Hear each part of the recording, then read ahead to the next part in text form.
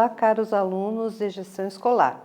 Estamos aqui reunidos hoje com a professora Mariana, a professora Loreni, que vamos conversar a respeito de algumas questões relacionadas à disciplina de Relações Interpessoais e Liderança. Primeiramente, eu gostaria de convidar a Mariana para se apresentar e falar sobre a sua formação profissional. Olá, colegas em formação, demais profissionais que estão participando dessa pós-graduação. Meu nome é Mariana Ferreira Bayer, minha formação é Pedagogia e pós-graduação em nível de mestrado em Políticas Educacionais.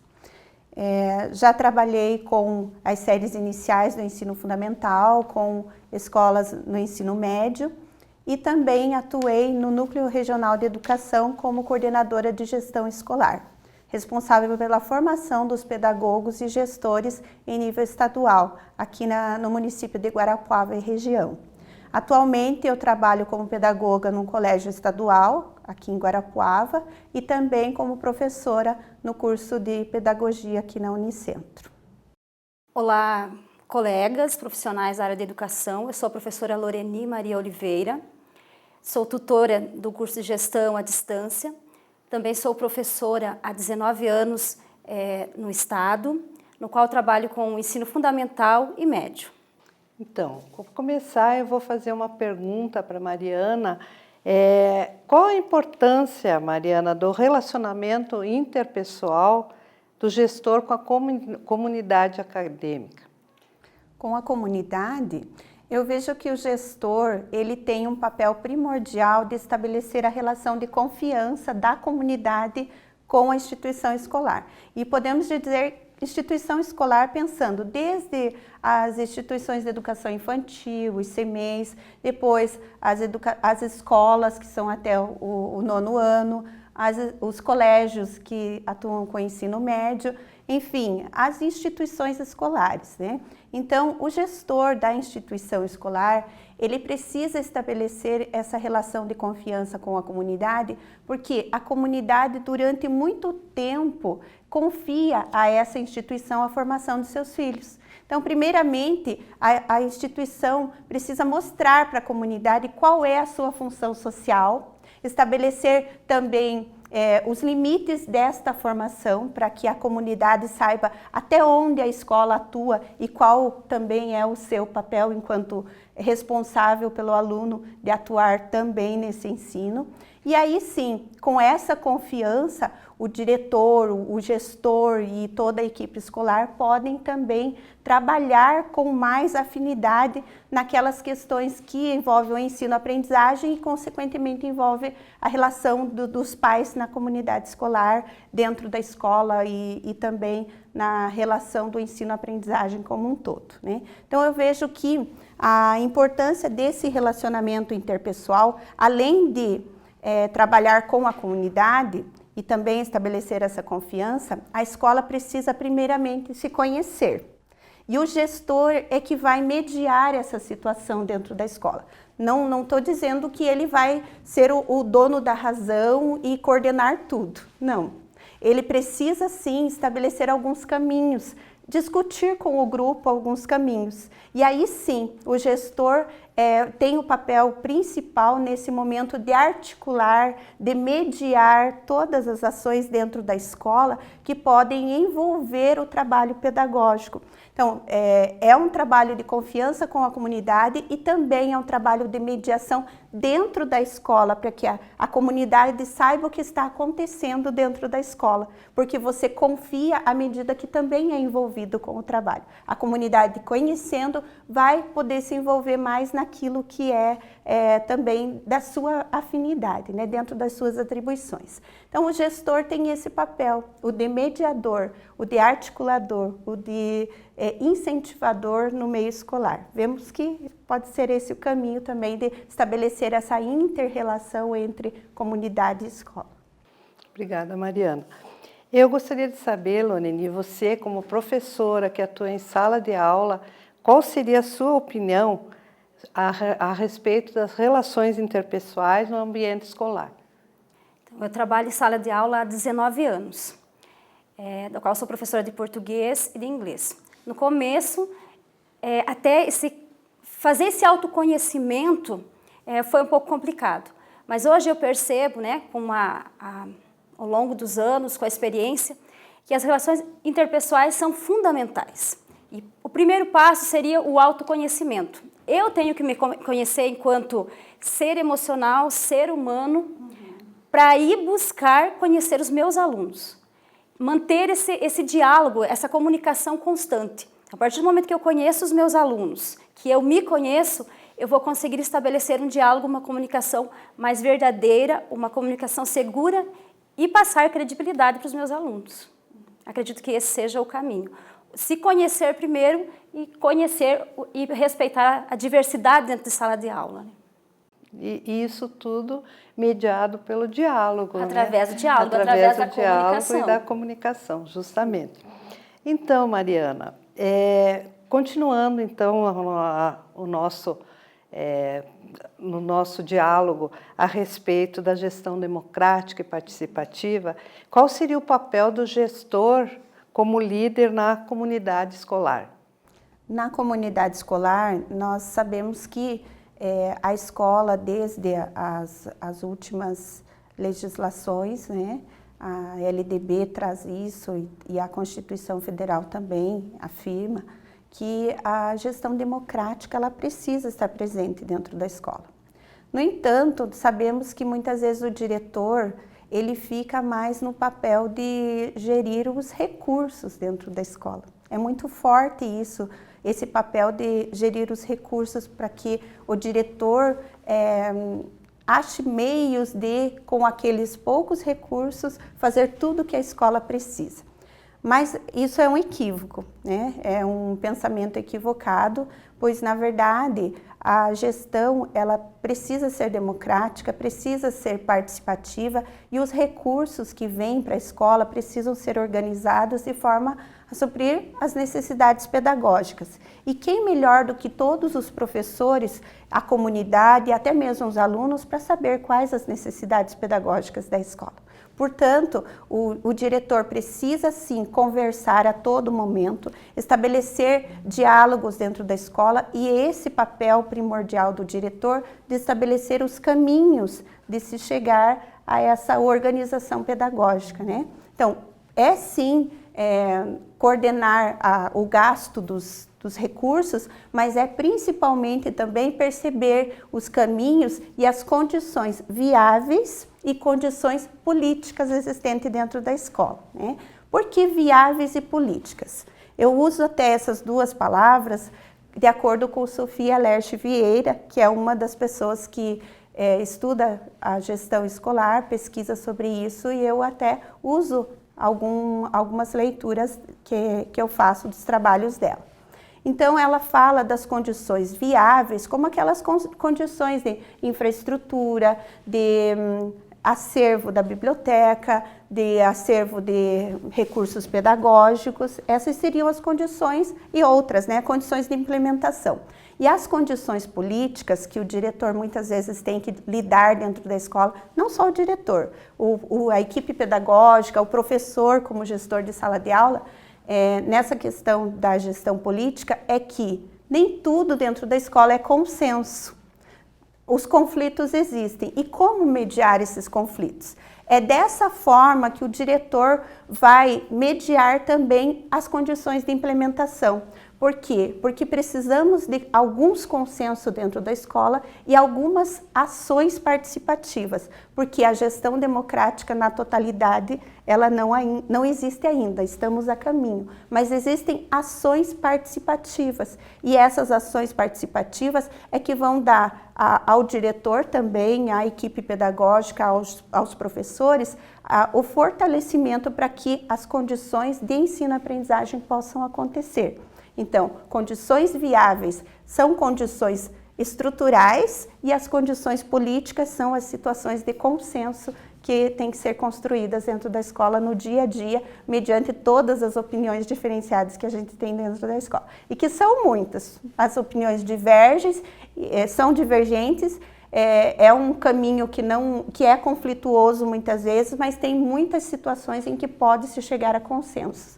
Então, nesse momento, o gestor, ele precisa mediar essas situações de forma participativa num caminho para a gestão democrática.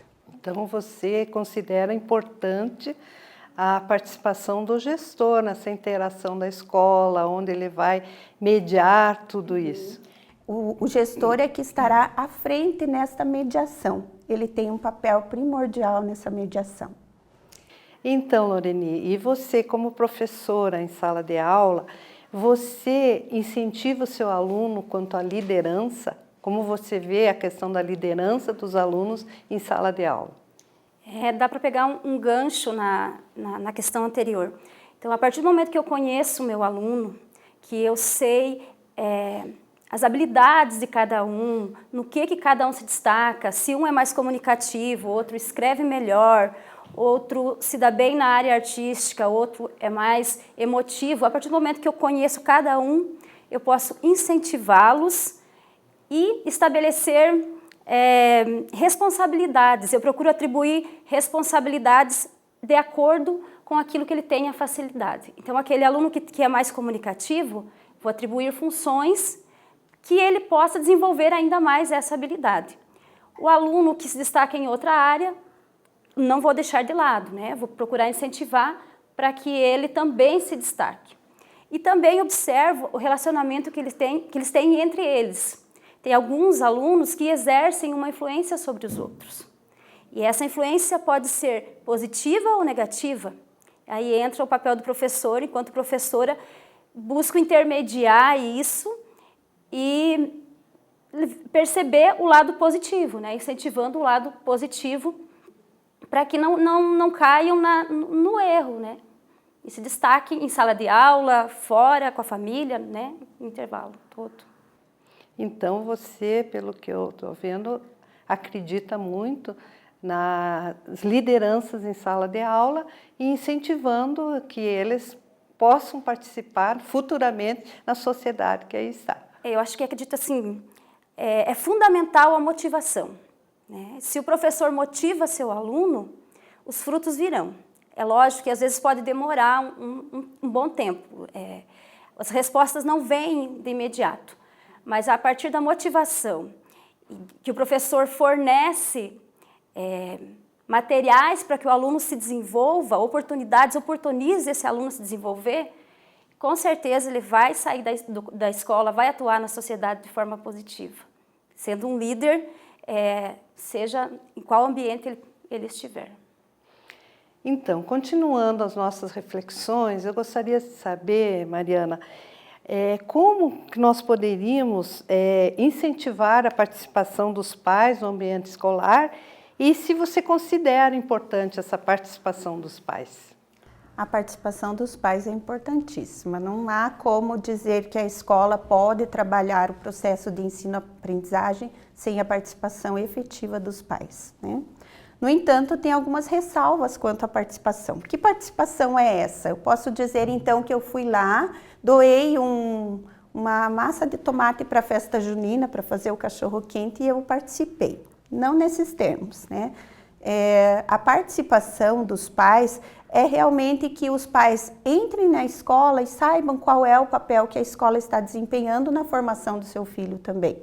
E aí sim, considerando que a escola tem a sua função social, a família entender essa função social e aí sim delimitar até onde é o papel da escola e qual é a ajuda que a família também precisa dar à escola para que o ensino aconteça, para que a aprendizagem aconteça. Então, a participação dos pais em todos os momentos é importantíssima, principalmente quando se discute currículo, quando se discute a cultura da escola, ou as necessidades dos alunos, dos estudantes. Então, participação dos pais deve vir sim, sempre, em todos os momentos, e não só em momentos de festa ou de diversão, mas principalmente porque é a comunidade, são os pais que trarão a cultura da criança para dentro da escola. E reforçando também o que a professora Loreni falou, temos que conhecer nossos alunos. E a forma de conhecermos melhor nossos alunos é inserir a família, a participação dessa família dentro da escola, como parte das ações e do currículo da escola também. E aí entra a questão do gestor de como chamar esses pais para participar dentro da escola. Como conseguir a participação deles. E não chamá-los unicamente para chamar a atenção do filho, que o filho não se comporta ou não. Na verdade, chamando eles para participar de uma forma mais efetiva na vida escolar dos seus filhos. Sim. Eu posso dizer que, atuando na escola, né, há tantos anos aí, né, nós tivemos muitas situações exitosas no sentido de trazer as famílias para a escola.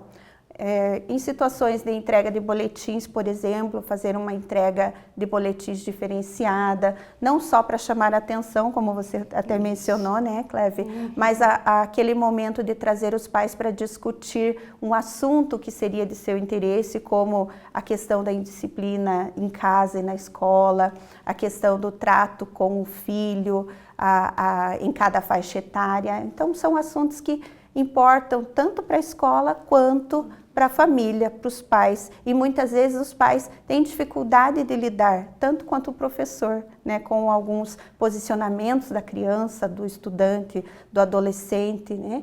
Então isso ajudaria na formação dos pais de como lidar com essas crianças e com esses jovens. Nesse sentido, eu vejo que é um exemplo, mas pode ter outros. É na escola que se constrói também os meios. Cada situação é uma, cada realidade é uma, e é na discussão entre os professores, o diretor, a equipe pedagógica, que essas ações podem ser gestadas, né? Podem ser discutidas e construídas. Pois então, aproveitando que você falou da disciplina, eu quero perguntar para a Loreni como você vê essa questão da disciplina em sala de aula? É um tema bem desafiador, bem preocupante, que gasta muito tempo dos professores, é a questão da indisciplina, né? É comum, então, no intervalo, os professores se deterem no comentário a respeito da indisciplina desse ou daquele aluno. E o que fazer para melhorar, né? Se chama os pais, se não chama, o que fazer? Bom, há um tempo atrás, então, tinha aquela questão do autoritarismo. Então, o aluno tinha medo do professor. E, por ele ter medo do professor, ficava quieto, assumia uma postura quase que estática, né? Mas o tempo passou e nós sabemos que a nossa realidade não é mais esta. Então, a realidade a questão do autoritarismo, do grito, né, de falar alto, não funciona mesmo com as nossas crianças, com os nossos adolescentes. Eu procuro, desde o primeiro dia de aula, estabelecer a relação de confiança. Entro na sala de aula, procuro agir de forma segura e fazer com que o aluno acredite naquilo que eu estou falando. E para que ele acredite naquilo que eu estou falando, é fundamental que eu planeje as minhas aulas. As minhas aulas, então, eu tenho que planejar com antecedência para que eu não fique lá, o que eu vou fazer agora? Então, eu tenho que estar... É lógico que de uma sala de aula para outra sala de aula, o que funcionou em uma pode não funcionar na outra. Mas eu tenho que ter essa base estabelecida, estar preparada. Então, o aluno percebe que eu estou preparada, que eu estou segura do que eu estou falando, ele também vai manter esse respeito, ele vai prestar mais atenção, ele vai se centrar um pouco mais. Outra coisa que eu conto muito é na forma de estabelecer o relacionamento de cooperação, né? Que nós temos que nos ajudar e não agir de forma egoísta, pensar no meu crescimento e não pensar no outro. Então, o aluno tem que estar ciente que muitas vezes ele não está se prejudicando somente, ele está prejudicando o outro também. Então, o trabalho dentro da sala de aula precisa ser o pensar coletivo, o pensar no outro. Outro fator também importante é a questão, volta sempre às outras questões, é a questão da liderança. Aquele aluno que se destaca um pouco mais, né? Ele pode ajudar o outro. ele termina rápido a atividade, ao invés de ficar de conversa, jogando papelzinho, jogando giz, ele pode sentar do lado do colega e ajudar. E as aulas também, não há nesse meio tecnológico, com tanta tecnologia, com o celular, com tanta coisa, com tanta diversidade que o aluno tem, eu não posso chegar na sala de aula com o livro e com o giz e somente escrever no quadro. Então, a minha aula tem que ser diversificada, a minha aula tem que contar com a linguagem verbal e com a linguagem não verbal. O aluno é muito visual também. Então, procuro também fazer com que as minhas aulas sejam atrativas, interessantes, que venham de encontro com as necessidades e de acordo com a realidade deles, né? Sempre que possível, é lógico, o conhecimento científico não pode ficar de lado de maneira nenhuma, mas dá sim para colocar o conhecimento científico dentro da realidade deles, ouvindo a opinião deles. Eu sempre chego na sala de aula e falo, hoje nós vamos estudar sobre literatura romantismo. Mas e como que você vê, o que você pensa a respeito disso? Então, primeiro ouvir deles e aí colocar o que eu planejei e procurar ir de encontro à expectativa dele, né? O que ele quer? Será que a opinião dele bate com aquilo que é professora? E construir o conhecimento. Então, acredito eu que seja esse o caminho para tentar acalmá-los, né, nessa euforia que gera a indisciplina. E aluno que fica sem fazer nada, é lógico que vai achar um outro caminho que não seja o estudar, né? Então, tem que agir de todas as formas para prender a atenção, né? Então, eu quero nesse momento agradecer a presença de vocês e deixar a palavra aberta aqui para vocês façam suas considerações finais. Então, professora, eu vejo que há caminhos ainda de se estabelecer uma gestão participativa na escola e que o planejamento é fundamental para que todas essas relações dentro da escola possam acontecer de forma mais consensual até, né? Então, com essas palavras, eu espero ter contribuído na discussão e que essa discussão seja produtiva tanto para a formação como para a continuidade do trabalho de todos. Só complementando o que a professora Mariana falou, a educação é o caminho, né? Eu acredito na educação, acredito na escola pública e a questão do planejamento é fundamental. Se nós nos planejamos, com certeza as coisas fluirão melhor e o sucesso será mais fácil de ser alcançado. O sucesso é a formação. A melhor qualidade alunos, né? de ensino. Obrigada, meninas, e até a próxima.